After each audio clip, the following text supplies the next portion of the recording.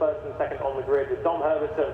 He's been third in all three races, and he's third on the grid at the moment. As we mentioned, row number 3 is completely empty, but we do have a green flag at the back then. So we're getting this final race ready for the start.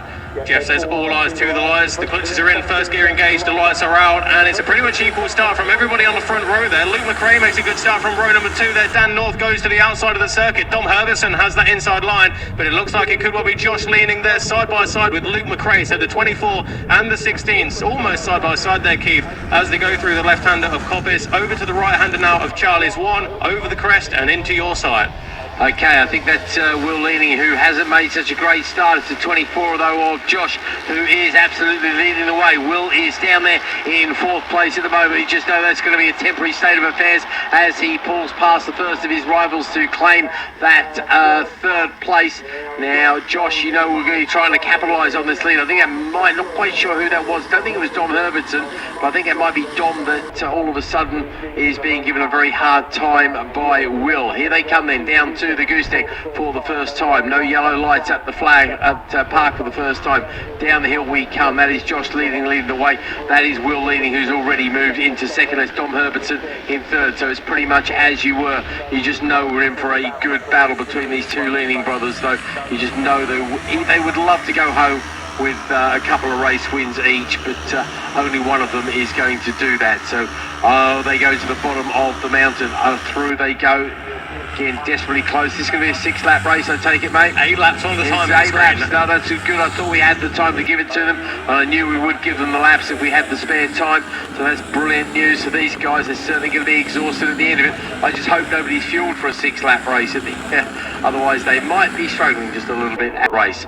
So round over the top they go through the Hall bends. Already out of barn now, yeah. Keith. Here come the race leaders, and it's Will Leaning in 2nd place, but he's tucked right into the slipstream of his brother. Then pulls to the left-hand side. Does he? No.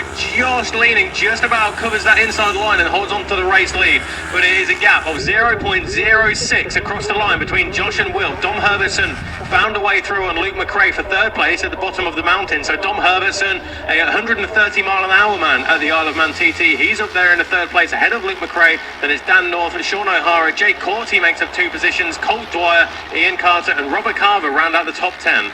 Okay, Josh and Will come past me. Will have a look over his shoulder just to make sure this is going to be a battle of the brothers, and indeed the answer is yes. He can see the 3rd place man, Dom Herbertson, there just a little bit further back, not too far, but not going to be close enough to challenge, because we know how quick these Leaning boys are. Keep an eye on the clock as well, mate, because I think the track is in pretty good condition now after a couple of sidecar races, so I wouldn't be surprised if that lap record got chiseled away again. As it stands at the moment, it's a 41.024. It's the fastest lap we've seen this weekend, and I'm pretty confident in saying that is the lap record, because I need to double check my notes when I get back.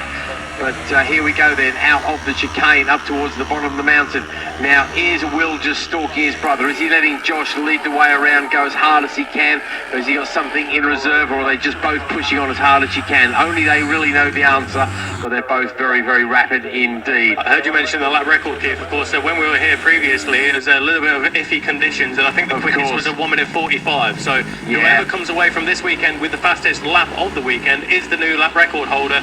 And as you said, that currently goes to Josh Leaning. Josh Leaning, yeah, with that 41.0. So here they come out of barn and across the start-finish line now. And I tell you what, Keith, over the course of the weekend, this is as close as we have seen Dom Herbertson to the Leaning brothers. So a 1:43.3, that is the fastest lap of the race, but it's not for the Leaning brothers. It is Dom Herbertson, who is the fastest man on the circuit. He's right there, only half a second adrift from the rear wheel of Will Leaning, who in turn is only 0.4 of a second behind Josh Leaning. So that is your 3rd, 2nd and 1st place riders as they go in towards Charlie's 2 and onto the back straight. Okay, looks like Will nearly gave Josh a rub there, back to front, but there he goes, pulls past him under the brakes there for Parker. I see exactly what you're saying about Dom Herbertson. We've been watching Dom get quicker and quicker in every race. If you look at his lap times, he's a little bit quicker every time he goes out onto the track, and this time he's picking up a little bit of a slipstream from these guys in front. I still think the Leaning brothers have got just enough to stay away from him, but you're right, he is quicker than anybody else on the circuit at the moment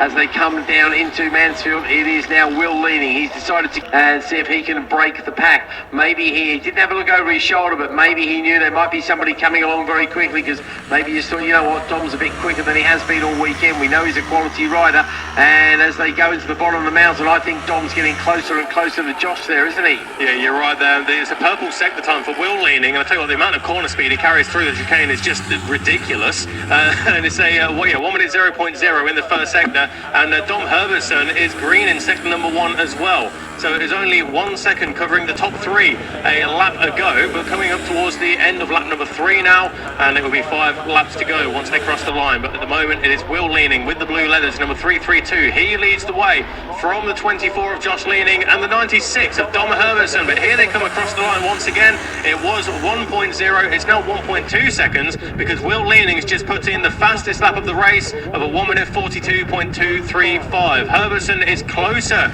to Josh Leaning than what he was previously. He's only 0.7 of a second away, Keith. Yeah, he's hanging in there. He really does want to maybe go a little bit quicker here.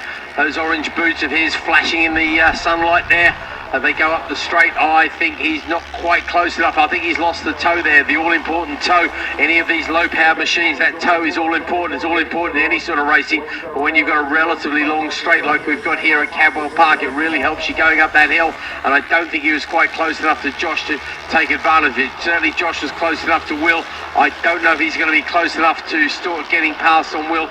Do you want to have a look at the rest of the runners and riders, mate? Because unfortunately for everybody, we do concentrate very much on these lead battles at the moment, don't we? There is a good battle there just outside the top 10, I noticed, when they came across the line, between Abby Marshall and Richard Hayward, with Dean Carver in the mix there as well. There's only half a second separating those 3 riders, and they're heading down the back straight and up towards Park Corner now. In fact, they're round the right-hander of Park Corner and heading towards Chris Curve as the race leaders make the way over the top of the mountain now and in towards Hall Bend. So it is still 3-3-2. Will Leaning, who leads from Josh, who is in second position ahead of Dom Herbertson. So this time around in the first sector, Josh Leaning has opened up a little bit more of an advantage over Dom by 0.2 of a second. But in towards, in fact, on the exit of the chicane, there comes a 4-way scrap into the bottom of the mountain now, currently being led by Jay Corty, and then a little bit further back a 3-way fight between Abby Marshall, Richard Hayward and Dean Carver. But across the line now come our race leaders. Will Leaning leads the way by 0.4 of a second over Josh Leaning, and Dom Herbertson a further 0.8 of a second back. Luke McRae is in a relatively lonely 4th place there, 7.2 seconds down the road from Dom Herbertson, but 6 seconds up the road from Dan North and Sean O'Hara, who are fighting for 5th and 6th position in class and on the road. Here comes our 4-way battle then. Jay Corty, number 53, he has the advantage in the C1 class at the moment. He is leading that class, but is 7th overall ahead of Robert Carver, who found a way through, and Ian Carter on that lap, and Colt Dwyer currently rounds out the top 10. Next up, Abby Marshall, Richard Hayward and Dean Carver. They're separated by less than a second as well, as the 110 rookie rider of Will Kearney comes across the line, leading Danny Goff by 1.9 seconds. But the race leader is already around Park Corner. They're after Chris Curve through the gooseneck now.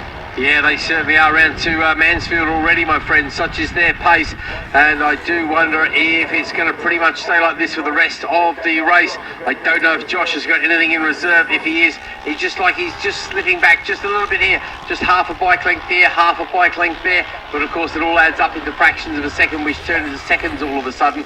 And I do wonder if he's going to have enough left in reserve. How many laps are they going to have when they come across the line this time? This is the end of lap number 5 when they come across the line. That will be 3 to go. Yeah. And it's a purple first sector for Will Leaning on this lap. So you tell me that was a purple sector for Josh Leaning, I might get excited, but I think Will really has got the measure of everybody here as well. Be interested to see what sort of lap time he can turn in, because I do know that he would love to take the lap record away from his brother as well. I'm not sure what's happened to Dom Herbertson here, but he's lost a lot of ground on the back of the 24 of Josh Leaning. But Dom Herbertson, he was looking around on the exit of Barn, and all of a sudden he's 2.7 seconds behind Josh Leaning now. So it is going to be a 2-way fight now for the win in this race in just 3 laps time. But the fastest lap of the race is at 1 minute 41.678 on that lap by Will Leaning. Purple in both sectors, but only by a few tenths of a second quicker than Josh Leaning there, Keith. You mentioned that you saw Dom Herbertson at the CB500s at Scarborough. There is, yes. Yeah. Oh, okay, cool. So were a few of our riders and runners there? They were, yes. So Sean O'Hara was at Oliver's Ride a few weeks ago. Jay Corty was there. Dom Herbertson was there as well. Yeah. And we've seen the likes of, I mean, we've had Liam McPherson up there and Grant Whitaker as well. So, I mean, the CB500s is quite a popular class up there at Scarborough. Have you got another meeting at Scarborough, haven't you, this year? Yes, there are 3 more meetings, but one full feature meeting, I guess, which will be the Gold Cup on the 13th and 14th okay, of so September. just wondering if the leanings are using this as a warm-up exercise to maybe come to Scarborough at some point. Could well be, because Josh Leaning has raced at Scarborough on a CB500 and a Yamaha R6, but it would be great to see him back up there this year if that's the case. Yeah, well, they catch up on a back marker there, so I wonder if that's going to be a factor in this race at all. They're into the Woodland section now, and I just saw that tail ender coming into play then, so we'll try and keep an eye on it as they go through the Woodland section. They won't reappear until out of barn now, so they are out of sight for around about 20 or 25 seconds or so, but looking up towards barn, and it is Will Leaning and Josh Leaning both through now. Dom Herbertson then, he's quite some way back, looking behind him as he looks to solidify that 3rd place position yet again. So 2 laps to go, we're on to the penultimate lap, and the gap between Will and Josh Leaning is half a second, Keith. On that lap, Josh Leaning went 0.3 of a second quicker than his brother and is looking to close down the race lead with the 2 laps to go. I wondered if that was the back marker factor, though. That might well have played a part in it. It's allowed Josh, I think, to get a little bit closer this time, maybe put himself into a slipstream position, but he's going to have to be on lap pace because that's the kind of pace his brother is on at the moment. Hasn't quite managed to break that lap record, but I see we've got a low 41 as the best lap of the race, but not quite low enough. We really want to be into the 40s, don't we? So a bit of chatter on the radio there. Hopefully nothing is going to disrupt the flow of this race, which if it red flagged would be called as it is at the moment, because we have done enough distance in this particular event as we come down the hill into Mansfield. And you're right, mate.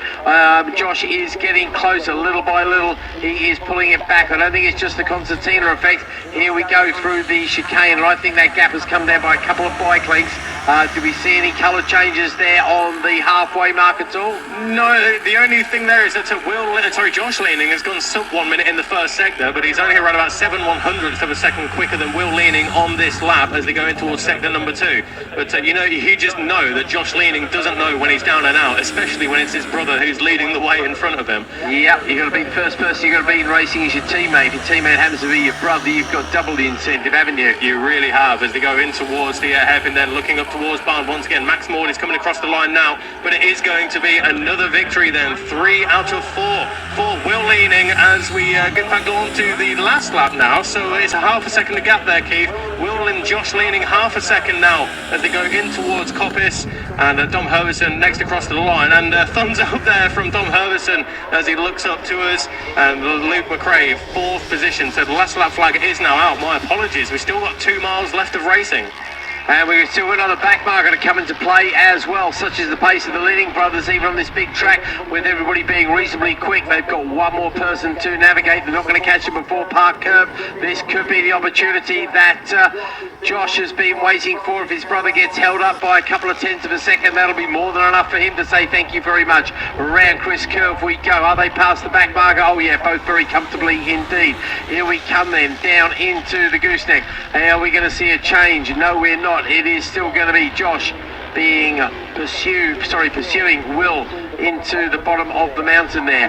Up towards the chicane we go, and it's pretty much as it was. In fact, if anything, the gap has gone out just by a little. We're only talking a fraction of a second here, but I really have to say, unless he makes a terrible mistake, I think it's all over now, and I think it's going to be 3-1 on the weekend there for Will Leaning, don't you, Bradley? You've got some good eyes on you there, because the gap opened up by half a tenth of a second, Keith, in that first sector, so fair play. That's some good work there. Will leads Josh. Oh, I tell you what, a little bit further back, we just seen a challenge at Mansfield there. Not quite sure who that is, but we just saw a good overtake on the last lap there by somebody there, desperately to get another couple of points in the overall championship. Looks like Dan North and Sean O'Hara. That's the battle that we're looking at there. And the number 7, they're fighting for that final top 5 position. Across the line then to take victory. It is 3-1 to Will Leaning. Josh, of course, took victory in the first race yesterday, but is second on the other 3 races. Max Maud coming across the line now, albeit a lap down there for the class rep. And then Dom Herbertson comes across the line there, and he seems happy with 4 third places over the course of this weekend, waving to the crowd in the grandstand, which is always good there from Dom, and you just know that he's got a smile underneath that crash helmet. Luke McRae rounds out the top 4 with Dan North, who gets the better of number 7 Sean O'Hara for 5th and 6th position. And on that final lap then, Luke McRae put in a personal best of a 1 minute 44.531. Good stuff there for Luke. Number 32 machine of Sumner, the rookie, 9th place in class, 19th position overall. A lap down there for the number 32 machine. Next up is the 29 of Robert Carver. So Robert Carver then takes 7th in class and overall. Jay Corty takes victory in the C1 category, ahead of Ian Carter, who takes victory in the C3 class as well. Colt Dwyer, number 26, he rounds out the overall top 10, and it looks like Richard Haywood is dropping down the timing screen on this final lap, so keep an eye on the number 27 of Richard Haywood, but inside the top 10 there was Colt Dwyer. Abby Marshall in 11th position, she's the first of the rookies, ahead of Dean Carver by 3.8 seconds, and then it's Gregory and Kearney who were 3rd and 4th of the rookies. I tell you what,